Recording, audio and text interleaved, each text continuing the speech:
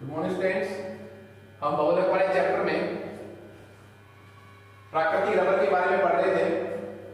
हमने पिछली क्लास में प्राकृतिक रबर की संरचना, उसके संगठन के बारे में पढ़ा था। किस प्रकार वो प्राप्त होता है, किस पेड़ से प्राप्त होता है, उसका सूत्र क्या है, उसमें बंध किस प्रकार बनते हैं, किस तरह का उसमें योग होता है, 1-4 योग होता है, समपक्ष होता है, विपक्ष होता है। इस तरह की बातें हमने उसमें पढ़ी थी। एक छोटी सी बात इस पर और डिस्कस करेंगे, वो ये है कि जो प्राकृतिक रबर होता है उसमें बहुलक श्रृंखलाओं के मध्य चूंकि कैसे आकर्षण है दुर्बल। प्राकृतिक रबर में बहुलक श्रृंखलाओं के मध्य चूंकि कैसे आकर्षण बल है दुर्बल है, और दुर्बल आकर्षण बल की वजह से ही बहुलक श्रृंखलाएं जो है वो कैसी हो जाती हैं, कुंडलीनुमा, उनमें वलन पड़ जाते हैं, कुंडलीनुमा हो जाती है। और कुंडलीनुमा होने की वजह से क्यों हुई है? दुर्बल आकर्षण बल की वजह से। इसी वजह से कुंडलीनुमा आकृति हो जाती है दुर्बल आकर्षण की वजह से, और कुंडलीनुमा आकृति की वजह से ही प्राकृतिक रबर में कैसा गुण पाया जाता है? प्रत्यास्थता का गुण। तो मेरे कहने का मतलब ये हो गया कि प्राकृतिक रबर की जो प्रत्यास्थता है वो किस बात पर निर्भर करती है? प्राकृतिक रबर की कुंडलीनुमा संरचना पर निर्भर करती है। और कुंडलीनुमा संरचना किस बात पर निर्भर करती है? उसमें उपस्थित दुर्बल आकर्षण बलों पर। इसके जस्ट बाद हमने प्राकृतिक रबर के बारे में सब कुछ पढ़ लिया है। इसकी कुछ कमियां पढ़ी थी हमने, देखी कमियां क्या थी। प्राकृतिक रबर के बारे में हमने जो कुछ पढ़ा था वो ये था, उसका सूत्र क्या होता है? आइसोप्रीन से बना होता है, पॉली आइसोप्रीन, ठीक है। उसमें योग होता है 1-4, पर उसकी कुछ कमियां थी। कमियां क्या थी? एक तो उच्च ताप पर तो नरम हो जाता है, कम ताप पर वो जल्दी टूट जाता है, ऑक्सीकरणों के प्रति भी वो कम प्रतिरोधी होता है, और जल को बहुत ज्यादा आकर्षित करता है। ये कुछ कमियां थी। इन कमियों को दूर करने के लिए, मतलब प्राकृतिक रबर के भौतिक गुणों को सुधारने के लिए कि वो ऑक्सीकरणों के प्रति और अच्छा प्रतिरोधी हो जाए, उच्च ताप पर नरम नहीं हो, निम्न ताप पर भंगुर नहीं हो, और जल से वो आकर्षित नहीं हो, ऐसे भौतिक गुणों को सुधारने के लिए प्राकृतिक रबर को सल्फर के साथ गर्म करते हैं। तो हमारा जो नया टॉपिक है वो है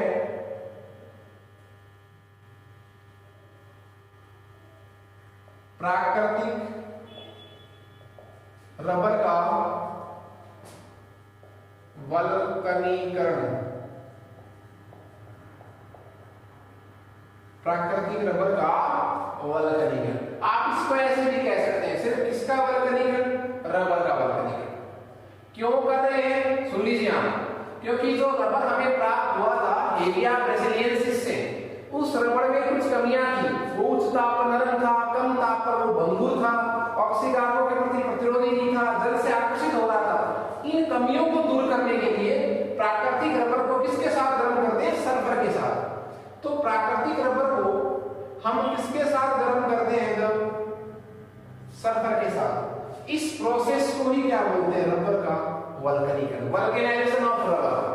प्राकृतिक रबर को सल्फर के साथ गर्म करने की क्रिया को रबर का वल्कनीकरण कहते हैं। हाँ जी। और जो रबर हमें प्राप्त होगा उसका नाम क्या हो जाएगा? वल्कनीकृत रबर। वल्कनीकृत रबर, जिसका वल्कनीकरण हो गया है। इस रबर में कोई कमी नहीं है, न ये नरम है उस ताप पर, न ये भंगुर है, अच्छा प्रतिरोधी है, जल से प्रतिकर्षित भी होता है। हाँ जी। सल्फर के साथ गर्म क्यों किया? इसके भौतिक गुणों को सुधारने के लिए। किसके भौतिक गुणों को सुधारने के लिए? प्राकृतिक रबर के भौतिक गुणों को सुधारने के लिए। देखिए, जब भी आप रबर का सल्फर वल्कनीकरण करेंगे, तो जैसे जब आप इसको सल्फर के साथ गर्म करेंगे तो सल्फर क्या होगा? सल्फर कुछ नहीं करेगा। जो प्राकृतिक रबर की जो श्रृंखलाएं हैं, प्राकृतिक रबर की जो क्या है चेन है, वो बहुलक श्रृंखलाएं हैं, उन बहुलक श्रृंखलाओं के मध्य सल्फर क्या करेगा? क्रॉस बंध बना लेगा। सल्फर क्या बना लेगा? क्रॉस बंध, क्रॉस बॉन्ड बना लेगा। अब क्रॉस बॉन्ड होने से इस प्राकृतिक रबर की प्रत्यास्थता भी बढ़ गई, कठोरता भी बढ़ गई। तो सल्फर के साथ गर्म करने से क्या फायदा होगा, वापस से सुन लीजिए आप। जैसे आप प्राकृतिक रबर को सल्फर के साथ गर्म करेंगे, सल्फर प्राकृतिक रबर की बहुलक श्रृंखलाओं के मध्य क्रॉस बंध बना लेता है, जिससे प्राकृतिक रबर की प्रत्यास्थता बढ़ जाती है और कठोरता बढ़ जाती है। सल्फर जो है वो प्राकृतिक रबर में जब क्रॉस बंध बनाएगा तो दो प्रकार से बना सकता है। कि वो दोनों तरीके क्या हैं, हम दोनों तरीके पढ़ेंगे कि रबर का जो वर्गीकरण है वो कितने तरीके से हो सकता है, सल्फर जो है वो कितने तरीके से आ सकता है। हम सबसे पहले किसका फॉर्मूला लिखेंगे, प्राकृतिक रबर का।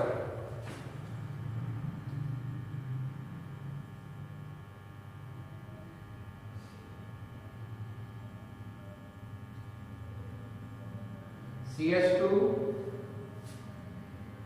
CCH3 double bond C HCH। ये हमारे पास क्या है, आइसोप्रीन, और मैं इसको इस तरह क्या लिख दूंगा, पॉलीआइसोप्रीन। ये किसका सूत्र है, प्राकृतिक रबर का, जिसको मैं क्या कह सकता हूं, पॉलीआइसोप्रीन। पॉली क्यों, बहुत सारे हैं। ये पूरा सूत्र क्या है, आइसोप्रीन 2-मेथिल-1,3-ब्यूटाडाइन। इसको किसके साथ गर्म कीजिए, सल्फर के साथ, ठीक है। एक और बहुलक चेन लीजिए, क्लियर है चेन, एक और लीजिए आप, CH2 सिंगल, ये कैसे बने तो अंतर पढ़ चुके हैं, CH3 डबल CH2 का होल। तो ये दो श्रृंखलाएं हैं किसकी, प्राकृतिक रबर की। हम इसको किसके साथ गर्म कर रहे हैं, सल्फर के साथ। तो देखिए सल्फर का जो एडिशन है वो दो तरीके से हो सकता है। कहने का मतलब क्या है, सल्फर को बनाना क्या है, क्रॉस बॉन्ड बनाना है। किसके बीच बॉन्ड बनाना है, इन दो बहुलक चेन के बीच बनाना है। पर सल्फर भी दो प्रकार से क्रॉस बॉन्ड बना सकता है। कैसे, वो इन डबल बॉन्ड को तोड़कर ऐड हो सकता है और डबल बॉन्ड को प्रभावित किए बिना भी वो जुड़ सकता है। तो मेरे कहने का मतलब क्या है, ये सल्फर डबल बॉन्ड को तोड़कर भी जुड़ सकता है, बिना डबल बॉन्ड को तोड़े भी जुड़ सकता है। दोनों तरीके देखिए आप। एक बार पहले डबल बॉन्ड को आप क्लीवेज कीजिए, देखिए CH2 CH3 डबल। अब देखिए जब ये पाई बॉन्ड टूटेगा और ये भी टूटेगा तो कितनी वैलेंसी खाली जाएगी, कार्बन की 4। जैसे सपोज कीजिए आप, जैसे मैं ये यहां से बंद तोड़ रहा हूं, इसको लिखूं CH2 का होल है। ये मैंने बंद तोड़ दिया इसके बाद, ये वाला, तो कितनी वैलेंसी खाली होगी इस कार्बन में, एक तो इसकी खाली होगी, एक इसकी खाली होगी, ठीक है। समझ रहे हैं, पता एक वैलेंसी ये खाली होगी, एक ये खाली होगी। इसी तरह इसके भी डबल बॉन्ड पाई बॉन्ड को तोड़ दीजिए आप, CH2 CH3 डबल CH2 का होल है। इसके भी पाई बॉन्ड को तोड़ दीजिए आप, ये तोड़ दिया साहब मैंने। ये कितनी वैलेंसी खाली होगी, 2। तो सल्फर क्या करेगा, इन दोनों स्थान पर आ जाएगा, ये इस तरह देखिए आप। सल्फर ने प्राकृतिक रबर की बहुलक श्रृंखलाओं के मध्य कैसा बॉन्ड बना लिया, ये बॉन्ड कैसा है, क्रॉस बॉन्ड। और क्रॉस बॉन्ड बनने की वजह से अब ये प्राकृतिक बहुलक जो है अधिक प्रत्यास्थ हो गया, अधिक कठोर हो गया, इसकी बजाय इसकी बजाय। तो एक तरीका तो ये था कि सल्फर जो है वो डबल बॉन्ड तोड़कर ऐड हो सकता है, बिना तोड़े भी ऐड हो सकता है। देखिए कैसे, एक तरीका होता है, ये पहला तरीका। दूसरा तरीका कैसे, आप इसकी पैटर्न ही रहेगा, देखिए यहां से हाइड्रोजन जाएगा, एक हाइड्रोजन यहां से जाएगा, तो यहां से देखिए CH2 single CH3 double CH2 लीजिए एक बार इसको, एक बार वैसे लिख लीजिए आप, CH2 CH3 double bond CH CH2 का हो गया, ठीक है। डबल बॉन्ड का मीनिंग तोड़ना है। अब क्या होगा, यहां से दो H लिख लेंगे, एक H पर यहां से निकाल दिया और एक यहां से, कितनी वैलेंसी खाली हो गई, एक एक, यहां क्या हो गया, सल्फर। इस तरह यहां भी हो सकता है, पर आप एक जगह भी दिखा सकते हैं। और बाहर क्या निकलेगा, यहां से दो हाइड्रोजन और यहां से एक सल्फर, तो H2S बाहर हो गया। यदि आप वहां भी दिखाते तो इसको बैलेंस कर दीजिए, यहां से भी एक एक हाइड्रोजन चला जाएगा, ये लीजिए, और यहां क्या आ गया, सल्फर, तो कितने H+ बाकी रह जाएंगे, दो। इस तरह देखिए आप रबर के वर्गीकरण को मैं वापस से रिवाइज कर रहा हूं, बहुत अच्छा टॉपिक है, बोर्ड में भी है, बहुत अच्छा टॉपिक है एग्जाम के लिए। प्राकृतिक रबर में कुछ कमियां थी, उनको दूर करने के लिए हमने प्राकृतिक रबर को सल्फर के साथ गर्म किया। इस क्रिया को क्या कहते हैं, प्राकृतिक रबर का वल्कनीकरण। रबर का वल्कनीकरण करने पर होता क्या है, सल्फर जो है वो बहुलक श्रृंखलाओं के मध्य कैसे बंध बना लेता है, क्रॉस बॉन्ड। क्रॉस बॉन्ड बढ़ने से क्या होगा, प्राकृतिक रबर की जो प्रत्यास्थता है वो बढ़ जाती है, कठोरता बढ़ जाती है। इससे जो पहले कमियां थी इसमें प्राकृतिक रबर, वो सारी क्या हो गई, दूर हो गई सब, ठीक है। तो ये बहुत अच्छा टॉपिक था हमारा, प्राकृतिक रबर का वल्कनीकरण। हाँ जी, देखिए हम पिछली दो क्लास से एक टॉपिक पढ़े जा रहे हैं, कौन सा, प्राकृतिक रबर।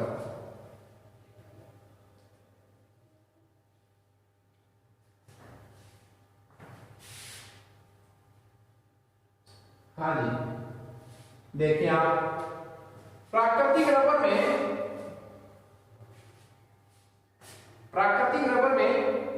हमने पढ़ा है, क्या क्या पढ़ा, देखिए मैंने टॉपिक डाला था रबर, आपने देखा होगा टॉपिक था हमारा रबर, और रबर में हमारे पास दो ऑप्शन है, प्राकृतिक और संश्लेषित। प्राकृतिक कौन से, जो हमें प्रकृति से प्राप्त हुए। संश्लेषित का मतलब क्या हुआ, जिनका पूरी तरह उत्पादन कहां स्टार्ट हुआ है, लैब में, जिनका पूरी तरह जो है वो उत्पादन कहां से हुआ है, लैब में। देखिए प्राकृतिक रबर हमें प्रकृति से प्राप्त होते हैं, वो हम पढ़ चुके हैं। रबर का दूसरा प्रकार संश्लेषित, जिनका निर्माण कहां होता है, प्रयोगशाला में, तो मैं उनको नेक्स्ट टॉपिक नाम दूंगा। पहला नाम तो पढ़ा चुका हूं प्राकृतिक रबर, दूसरा डिटेल इसके बारे में पढ़ेंगे, संश्लेषित रबर, सिंथेटिक रबर, सिंथेटिक, ठीक है। संश्लेषित रबर का मतलब क्या हुआ, जिनका निर्माण पूरी तरह प्रयोगशाला में हुआ है। एक्चुअली देखिए जितने भी रबर प्रयोगशाला में बने हैं उनमें एकलक इकाई लगभग क्या होती है, 1,3 ब्यूटाडाइन, इसको मैं ब्यूटा 1,3-डाइन भी बोल सकता हूं। तो 1,3 ब्यूटाडाइन आपको मिलेगा लगभग कैसे रबर में, संश्लेषित रबर में। तो अब कोई आपसे पूछे कि संश्लेषित रबर का निर्माण सामान्यतया कैसे यौगिकों द्वारा किया जाता है, तो संश्लेषित रबर का निर्माण सामान्यतया या तो किसके द्वारा, 1,3 ब्यूटाडाइन के द्वारा, या इससे बना हुआ कोई यौगिक, इसका व्युत्पन्न भी हो सकता है। व्युत्पन्न का मतलब इससे बना हुआ, या तो आपको संश्लेषित बहुलक में ये मिलेगा। सुनिए आप, जितने भी संश्लेषित रबर है, बहुलक भी कह सकता हूं मैं, रबर भी बहुलक होता है, जितने भी संश्लेषित रबर है उनमें या तो आपको क्या मिलेगा, 1,3 ब्यूटाडाइन, या फिर इसी का कोई व्युत्पन्न मिलेगा। व्युत्पन्न का मतलब इससे बना हुआ कोई यौगिक। तो संश्लेषित रबर में संश्लेषित रबर जो है वो सामान्यतया किसके द्वारा बनाए जाते हैं, 1,3 ब्यूटाडाइन या उसके व्युत्पन्न यौगिकों से। हम इसके एग्जांपल में पहला एग्जांपल लेंगे और वो लेंगे पॉली ब्यूटाडाइन।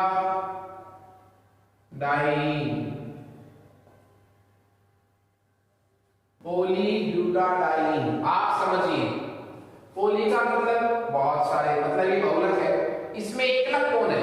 ये ये एकलक है, पॉलीलक है तो बहुलक हो गया। तो ये क्या है इसमें एकलक? एकलक का सूत्र देखिए आप, क्या ब्यूटाडाइन। तो एक्चुअली ये कौन है? ये है ब्यूटा 1,3 डाइईन। तो इसका सूत्र लिखिए आप ब्यूटाडाइन का, CH2 double bond CH CH double bond CH2। इसका नाम हो गया ये वाला, 1 पर डबल बॉन्ड है और किसने पर डबल बॉन्ड है? बोलिए 3 पर। तो नाम क्या हो गया? Buta 1,3 diene. पॉली का मतलब क्या हुआ? बहुलक है। ये इसका एकलक हो गया। कितनी इकाइयां लूंगा मैं? n इकाइयां लूंगा सर। n इकाइयां लूंगा तो बोलिए क्या बनेगा? मैंने आपको एक तरीका बताया था, देखिए हमारे पास बहुलकीकरण की क्रियाविधि में 3 एग्जांपल है, मुक्त मूलक, धनायनिक और ऋणायनिक। सभी बहुलक की मैकेनिज्म हमारे सिलेबस में नहीं है सीखने के लेवल तक, इसलिए हम आपको क्वेश्चन कैसे सही हो सकते हैं वो गलत नहीं है, इसके बेस पर हम आपको तरीका बताएं। ये तरीका वैसे नौकरी तरीका नहीं है, क्या सॉल्व करने का तरीका है। देखिए मैंने आपको बताया था बार बार ये क्या जोड़ेंगे, तो ये बन तो किधर ले आएगा? इधर। सही करने का तरीका देखिए आपको, CH2 ये इधर आ गया तो ये बन इधर। आपको कार्बन की वैलेंसी कितनी रखनी है? 4, बस 4 वैलेंसी रखनी है, सवाल ऑटोमेटिक सही हो जाएगा। तो ये सिंगल रहेगा CH, ये क्या हो गया? डबल, ये क्या रह गया? सिंगल। अब यहां जब कोई इकाई जुड़ेगी उसका भी इसी तरह बन जाएगा, तो ये लीजिए और N। तो ये तो क्या है? ये तो है ओनली क्या? ब्यूटाडाइन। और ये क्या है? ये है पॉलीब्यूटाडाइन रबर, जिसका निर्माण कहां हुआ है? प्रयोगशाला में, संश्लेषित प्रकार का रबर। ठीक है, देखिए इसकी सबसे खास बात क्या है? इसको जब भी यूज करते हैं तो किस पर यूज होता है? कम ताप। अधिक ताप पर इस रबर का यूज नहीं होता, तो कम ताप पर इसको विकसित किया जाता है और वाहनों के पुर्जे बनाने के काम में आता है। वाहनों के क्या बनाने के काम में आता है जी? पुर्जे बनाने के काम में आता है। तो ये हमारा पहला संश्लेषित रबर था जो प्रयोगशाला में बना है। उसमें पहला एग्जांपल क्या है? पॉलीब्यूटाडाइन। इससे बना है 1,3-ब्यूटाडाइन से। इसको बार बार बोला गया है, मैं आपको पहले भी कह चुका हूं, जितने भी क्या है संश्लेषित रबर, उन सभी का निर्माण लगभग या तो किससे होगा? 1,3-ब्यूटाडाइन से, या उसके बने हुए किसी यौगिक से, उसी से उसके जैसा सा होगा। इसमें देखिए सेम टू सेम तो यही आ गया। इसी में अपन दूसरा एग्जांपल जो है वो लेंगे पॉलीआइसोब्यूटाइलीन। पॉलीआइसोब्यूटाइलीन सेकंड जो मेरा एग्जांपल है वो है पॉलीआइसोब्यूटाइलीन।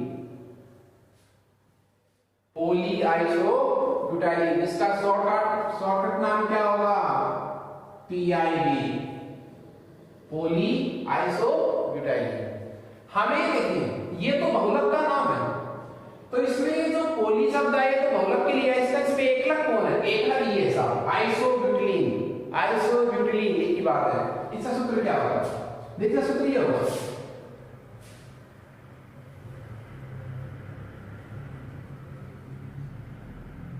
ये लीजिए, ये क्या होगा इसका सूत्र? आइसोब्यूटिलीन का सूत्र है साहब। इसका आईपीएसी नाम क्या होगा? 1 2 3। नाम क्या हो जाएगा? 2-मेथिल प्रॉप 1इन। 2-मेथिल प्रॉप 1इन, जिसका सामान्य नाम क्या होता है? आइसोब्यूटाइलीन। इसको मैं तरीके से लिखूंगा, क्योंकि मुझे कितनी बार जोड़ना है इसको? n बार। n बार जोड़ने के लिए इसको तरीके से कैसे लिखूंगा? इस स्थिति को नीचे इधर लिखूंगा साहब, ऐसे लिखूंगा इसको। ये लीजिए प्रॉप 1, ये तो आईपीएसी नाम है इसका, और ये इसका सामान्य नाम था कौन सा? आइसोब्यूटिलीन, जिसका आईपीएसी नाम ये है 2 मेथिल प्रोप 1E। इसको कितनी बार जोड़ना है मुझे? n बार। लीजिए मैंने वो तरीका आपको बताया था, ये बंद इधर और जब यहां जो इकाई जुड़ेगी उसका बंद इधर। तो बोलिए CH2 सिंगल C, ये भी CH3, ये भी CH3 का होल है। तो ये तो आइसोब्यूटाइल है और ये आपका क्या है? Poly isobutyl. क्लियर है? देखिए ये जो पॉली आइसोब्यूटाइल है ये वायु के लिए अभेद्य होता है। वायु के लिए क्या होता है? अभेद्य। वायु इसमें से पार नहीं होती। इसकी वायु पर पकड़ बहुत अच्छी होती है, वायु को बहुत लंबे समय तक ये पकड़े रखता है, उसको पास नहीं होने देता। इसी वजह से इस बहुलक का उपयोग जो फुटबॉल होता है, बास्केटबॉल होता है, उसकी जो आंतरिक सतह होती है, आंतरिक सतह, इंटरनल लेयर, अंदर सतह, वो बनाने में इसका उपयोग करते हैं ताकि इसमें भरी हुई वायु जो है वो थक्के लगने से कहां नहीं आ पाए? बाहर नहीं आ पाए। तो इस बहुलक की खास बात क्या है कि वायु के लिए क्या होता है? अभेद्य होता है। वायु के लिए क्या होता है? अभेद्य होता है। वायु को लंबे समय तक ये पकड़ा रखता है और इस वजह से इसका उपयोग फुटबॉल की आंतरिक सतह या बास्केटबॉल की आंतरिक सतह बनाने में करते हैं ताकि वायु पास नहीं हो। इसका एक उपयोग और है, इसका उपयोग करते हैं चिपकाने वाले पदार्थों के रूप में, चिपकाने वाले पदार्थ। तो ये हमारा संश्लेषित रबर में दूसरा एग्जांपल था पॉली आइसोब्यूटाइल।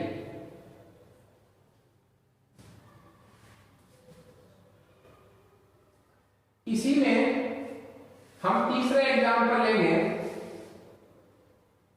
इसी में हम तीसरा एग्जांपल जो लेंगे वो लेंगे ब्यूना एन। ब्यूना एन देखिए इसी का जो तीसरा एग्जांपल है वो लेंगे हम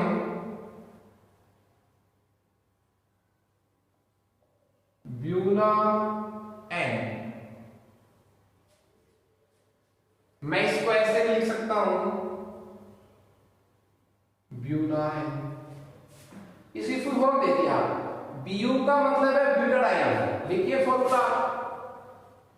ब्यूटाडाइन का मतलब वही है buta 1,3 diene, CH2 double bond CH single CH double CH2। ये तो आपका क्या हो गया? बोलिए ब्यूटाडाइन। ठीक है। सोडियम की प्रेजेंस में नेट्रियम सोडियम की उपस्थिति में, इसका मतलब क्या है? ये है नाइट्राइल। क्या है? शॉर्टकट नाम क्या है इसका? नाइट्राइल। एन का मतलब क्या है? नाइट्राइल। और वैसे फुल फॉर्म क्या होगी इसकी? ये है एक्रिलो नाइट्राइल, जिसको मैं सामान्य रूप से एक और भी कह सकता हूं, इसको कह सकता हूं वाइनिल साइनाइड। क्यों बोल रहा हूं वो भी बताऊंगा आपको मैं। तो वाइनिल साइनाइड देखिए, वाइनिल कार्बन कौन सा होता है? डबल बॉन्ड के जस्ट पास वाला कार्बन। तो देखिए एथीन का फॉर्मूला जानते हैं आप, ये कौन सा कार्बन हो गया?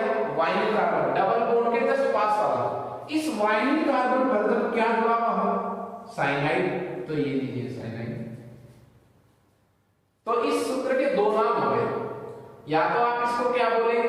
Vinyl cyanide. क्यों? क्योंकि वाइनिल कार्बन पर, ये ऐसा वाइनिल कार्बन, ये भी वाइनिल है, ये भी वाइनिल है, वाइनिल कार्बन पर क्या जुड़ा हुआ है? साइनाइड समूह। तो नाम क्या हो गया? Vinyl cyanide. एक बात और, इसका एक कॉमन नेम और है एक्रिलोनाइट्राइल, इसको एक्राइल नाइट्राइल भी बोलते हैं। आईपीसी नाम क्या होता है इसका? ये कौन सा क्रियात्मक समूह है? साइनाइड। तो 1 2 3, तो बोलिए propane prop prop 2 in 1 2 prop 2 in और 1 साइनाइड समूह का अनुलग्न क्या होता है? नाइट्राइल। आईपीसी नाम क्या होगा इसका? Prop 2 in 1 nitrile. उसके बाद देखिए आप, जैसे अपन इसको मान लीजिए जो सामान्य नाम आपको याद रखना है, इंपॉर्टेंट वो ये दोनों आईपीसी नाम कम पूछा जाता है इसमें भौतिक वाले चैप्टर में, ठीक है। तो बीयू का मतलब ब्यूटाडाइन, जिसको मैं ब्यूटा 1,3 डाइन कह सकता हूं। एन का मतलब सीधा भी है, नाइट्राइल शॉर्टकट, जिसका पूरी नाम क्या है, एक्रिलोनाइट्राइल वाइनिल साइनाइड, ठीक है, क्योंकि वाइनिल कार्बन से क्या जुड़ा हुआ है, साइनाइड, ठीक है साहब। इनकी कितनी इकाई लूंगा मैं, एन इकाई लूंगा। तरीका वही रखना है आपको, तरीका वही रखना है। बोलिए कौन सा तरीका क्या है, बंद का क्रम उसी तरह रखिए आप, ये बंद इधर, ये इधर, ये इधर, और जब कोई यहां इकाई लगेगी उसका बंद इधर। बोलिए CH2 single, CH double, CH ये सिंगल हो गया, CH2 ये बंद इधर आ गया, सिंगल, CH2 ये सिंगल रह गया, ये CH ये बंद इधर जो आएगा उसका, और ये साइन, और टोटल को मैं क्या लिखूंगा, ये आपके पास क्या बन गया, ब्यूना एन, ब्यूना एन।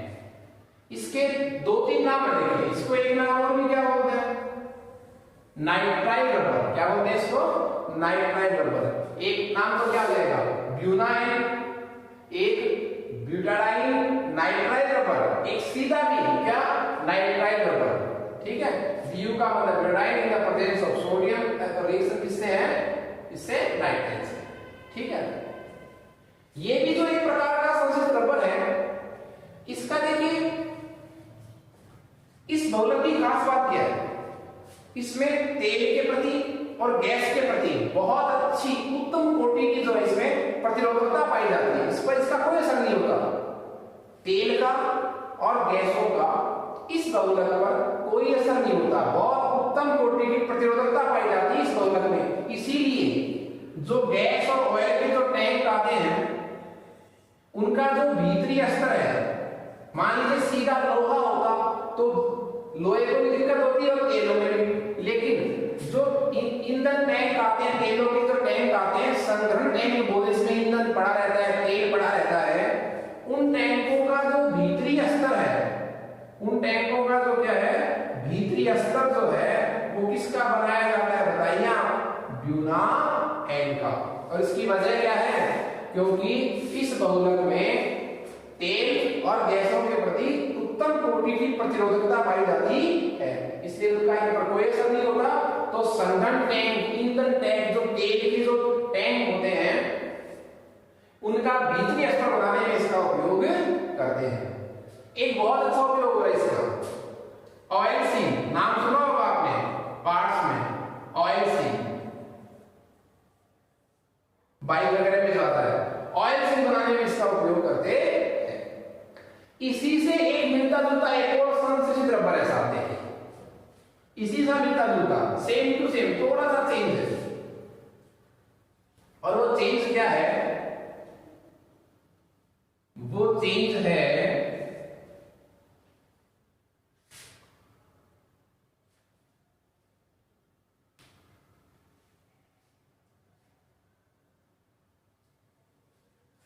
वो हमारा जो एग्जांपल है वो चेंज ही है साहब, ब्यूना एन की जगह ब्यूना एस।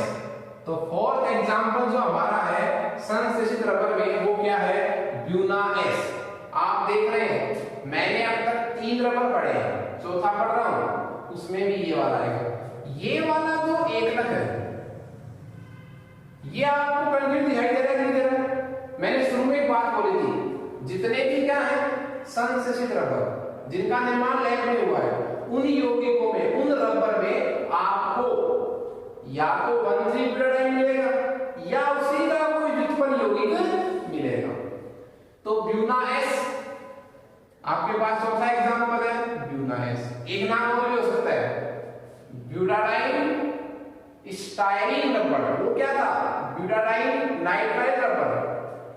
तो Bu का मतलब तो ब्यूटाडाइन, सोडियम की उपस्थिति और स्टाइरीन, चेंज क्या करना है, देखिए साइनाइड समूह की जगह आपको फेनिल समूह लगाना है, फेनिल, तो नाम हो जाएगा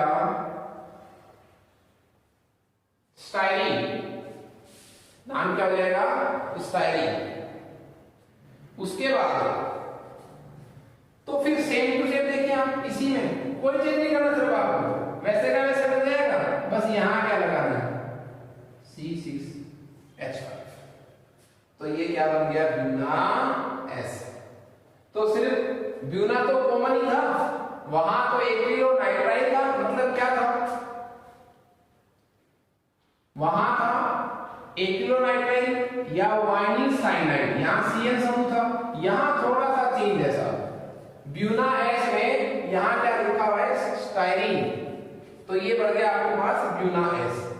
इस बहुलक में भी देखिए जो हमने पढ़ा है, इसमें भी तेलों के प्रति कुछ प्रतिरोधक क्षमता पाई जाती है। इसका जो मुख्य उपयोग है वो होता है वाहनों के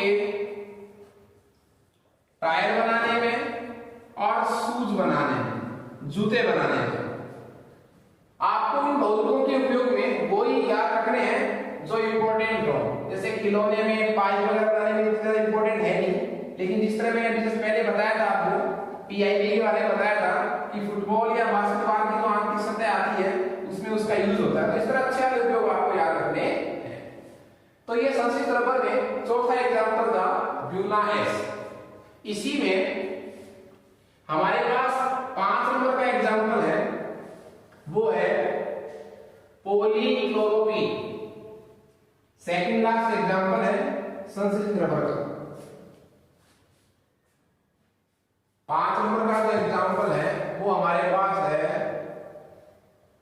पॉलीक्लोरोप्रीन, और इस पॉलीक्लोरोप्रीन का ही दूसरा नाम क्या है? Neoprene rubber. Neoprene rubber. देखिए ये पोली शब्द को किसको बता रहा है? बहुलक को। सूत्र किसका लिखना है? क्लोरोप्रीन का, और क्लोरोप्रीन का सूत्र होता है 2-chloro-1,3-butadiene। आइसोप्रीन में क्या था? यहां पर CH3 समूह था, और क्लोरोप्रीन में यहां पर कैसा समूह है? क्लोरो। तो नाम क्या हो गया इसका? 2-chloro-buta 1,3 और डाइईन। और इस 2-chloro-1,3-butadiene का ही दूसरा नाम क्या है? इसी को बोलते हैं क्लोरोप्रीन। और हमें बनाना क्या है? पॉलीक्लोरोप्रीन। तो पॉली का मतलब बहुत सारी इकाइयां लूंगा मैं, ये लीजिए। तरीका आपको मैंने बता रखा है। ये बंद किधर जाएगा? इसी तरह ये यहां जब कोई इकाई जुड़ेगी इसका बंद किधर आ जाएगा? यहां। तो लीजिए CH2, ये सिंगल रह गया C, ये डबल हो गया CH, ये सिंगल हो गया CH2, और ये होल N। ये क्या बन गया? देखो ये चूंकि क्या था? क्लोरोप्रीन। N इकाइयां जोड़ने से ये क्या बन गया?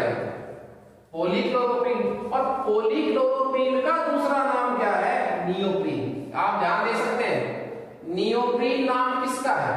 पॉलीक्लोरोप्रीन का है कि क्लोरोप्रीन का है? पॉलीक्लोरोप्रीन का। मतलब जब क्लोरोप्रीन से क्या बन जाएगा? बहुलक, उसके बाद इसका नाम क्या होगा? नियोप्रीन। तो ये तो क्लोरोप्रीन था, और ये क्या है? पॉलीक्लोरोप्रीन, जिसी का दूसरा नाम क्या है? Neoprene rubber. इस नियोप्रीन रबर का उपयोग वाहनों के पट्टे बनाने में और गैस्केट जिसको आप बोलते हैं, गैस्केट बनाने में, वाहनों के पट्टे बनाने में यूज होता है, क्योंकि इसमें भी तेल और उष्मा के प्रति प्रतिरोधक क्षमता पाई जाती है। 5 एग्जाम्पल के बाद हम छठा और लास्ट एग्जाम्पल इसमें लेंगे सीनियर क्लास के लेवल तक, वो लेंगे ABS रबर।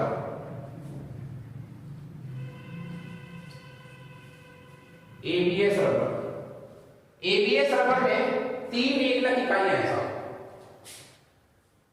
छठा एग्जाम्पल ABS रबर।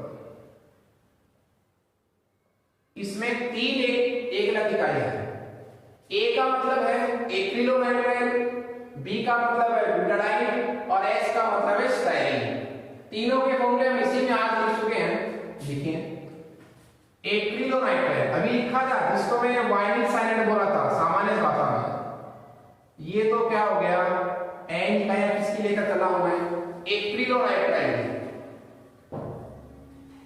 एक्रिलोनाइट्राइल। और बीयू का मतलब क्या हुआ, बीयू का मतलब, बी का मतलब हुआ ब्यूटाडाइन, जो बार बार लिख चुके हैं, 1,3-ब्यूटाडाइन, उसी को शॉर्ट करके क्या बोलते हैं, ब्यूटाडाइन। ठीक है। एस का मतलब स्टाइरिन, अमीन कर गए हैं अपन ब्यूनाइस में, वाइनिल कार्बन पर जब क्या जुड़ा हुआ हो, फेमिल समूह, तो ये स्टाइरिन। तो 3 नाम हो गए, ए का मतलब एक्रिलोनाइट्राइल, बी का मतलब ब्यूटाडाइन, और इसका मतलब हो गया एस का स्टाइरिन। सबकी आपको एन इकाई लेनी, इसकी भी एन इकाई और इसकी भी एन इकाई। तरीका आपको वही रखना है, ये 1 इधर, इससे आपका कोई सवाल गलत नहीं होगा। ये तो यहां से हो जाएगा CH2 सिंगल CH CN, ये सिंगल CH2, ये भी सिंगल CH, ये डबल CH, ये सिंगल CH, ये भी सिंगल CH2, ये सिंगल CH, और ये सिंगल जो आएगा, और C6H5 का होल है। ये आपके पास क्या बन गया, ABS नंबर, जिसका उपयोग धागे बनाने में किया जाता है। कल हम नेक्स्ट टॉपिक जो बहुलक औद्योगिक रूप से महत्वपूर्ण उनका अध्ययन करेंगे। आज हमने पूरा जो टॉपिक है वो किसके बारे में पढ़ा है, संश्लेषित रबड़ के बारे में पढ़ा है। Okay students.